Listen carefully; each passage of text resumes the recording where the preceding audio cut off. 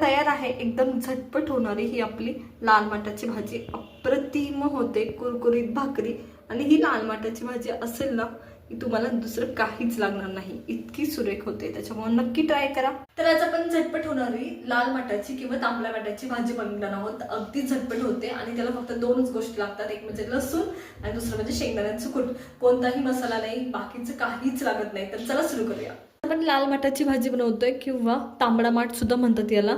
तर नॉर्मली ही अशी भाजी असते याची, या पद्धतीने. याची फक्त मी पानं घेतलीत, पण पानं घेताना नुसतं पानं घ्यायचं नाही, त्याचं डेट पण घ्यायचं, हे लक्षात घ्या.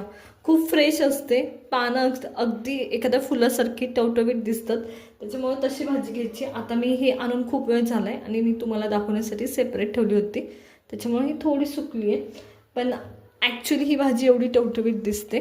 तर ही भाजी खूप पौष्टिक असतात, त्याच्यामुळे नक्की खाल्ली पाहिजे आणि खूप सोपीसुद्धा आहे. तर चला सुरुवात करूया लाल माठ करायला. तर इथं लाल माठाची भाजी मी जसं सांगितलं तुम्हाला की मी पानं तोडून घेतली आहेत, स्वच्छ केली व्यवस्थित.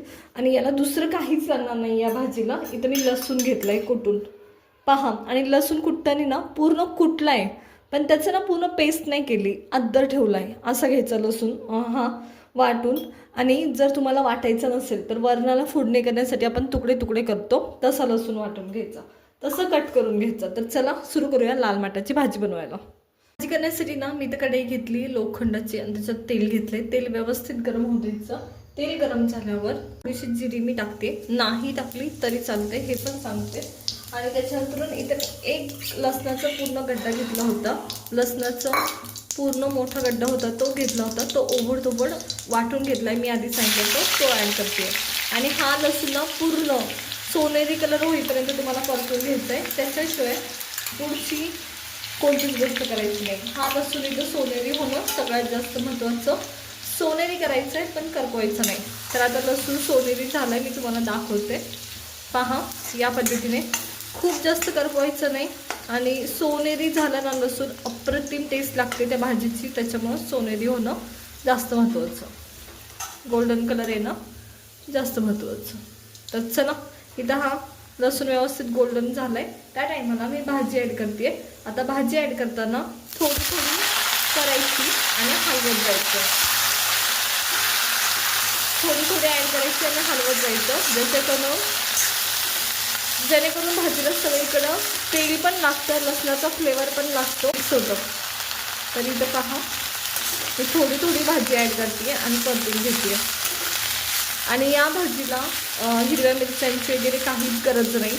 तसं पाहिलं तर आमच्याकडे टाकतसुद्धा नाही. आणि तुम्हाला हवं असेल तर काही हरकत नाही टाकलं तर, पण आमच्याकडे फक्त लसूणच जास्त टाकून ही भाजी केली जाते. आणि त्या लसणाच्या तिखटातच ही भाजी अप्रतिम लागते, याला काहीच लागत नाही लसूण आणि दाण्याचा कुटाशिवाय. तर चला मी सगळी भाजी थोडी थोडी टाकते आणि परतून घेते. भाजी व्यवस्थित परतून झाली आहे. त्या टायमाला मी याच्यात ना मीठ ॲड करते चवीनुसार, या पद्धतीने. आता परत हलवून घ्यायची. मीठ टाकल्यावर परत पाणी सुटू शकतं भाजी खूप ताजी असेल तर. तर त्याच्यामुळं आणखी हलवून घ्यायचं आहे 1-2 मिनटासाठी. आणि लसूण जेवढा तुम्ही ह्या भाजीला जास्त टाकाल तेवढा भाजी टेस्ट येते, हे लक्षात घ्या. हा इथं जेव्हा तुम्ही मीठ टाकलं तेव्हा पाणी सुटलं याला. तर आता याच ना पाण्यात ना आपल्याला कूट टाकायचं, जेणेकरून भाजीचा फ्लेवर तर कुटाला पण लागला पाहिजे. तर मी वरतून कूट टाकते अगदी एका ठिकाणीच. आणि कूट नेहमी लक्षात ठेवा, तुमच्या कोणत्या पण सुक्या भाज्या असू द्या, जरा ओबडधोबड कूट पाहिजे, अप्रतिम लागतं. तर इथे मी हे ॲड केलं आहे. आता आपण वाफ काढून घेणार आहे अगदी 2 मिनटासाठी. 2 मिनटाच्या वरती भाजी शिजवण्याची काही गरज नसते.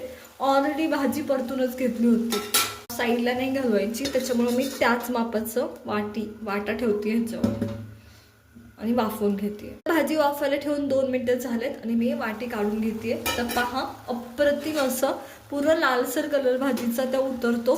तुम्हाला दाण्याचं कूट सुद्धा अगदी लालसर दिसते याच्यात. आणि तर चला भाजी साईडला काढून घेऊया. आता मी ही भाजी काढून घेते. तर कुरकुरीत भाकरी आणि ही लाल माटाची भाजी अप्रतिम होते. तर पहा सुरेख होते आणि स्मेल फार खूप सुंदर येतो याचा. लसणाचा पूर्ण अगदी घमघमाट सुरू होतो, त्याच्यामुळे नक्की ट्राय करा. तर पहा सुरेख अशी ही लाल माटाची भाजी तयार आहे आपली. तुम्ही सुद्धा गरमागरम भाकरीसोबत ही भाजी ट्राय करून पहा. तयार आहे एकदम झटपट होणारी ही आपली लाल माटाची भाजी. अप्रतिम होते कुरकुरीत भाकरी आणि ही लाल माटाची भाजी असेल ना की तुम्हाला दुसरं काहीच लागणार नाही, इतकी सुरेख होते. त्याच्यामुळे नक्की ट्राय करा. आवडले असेल तर लाईक करा.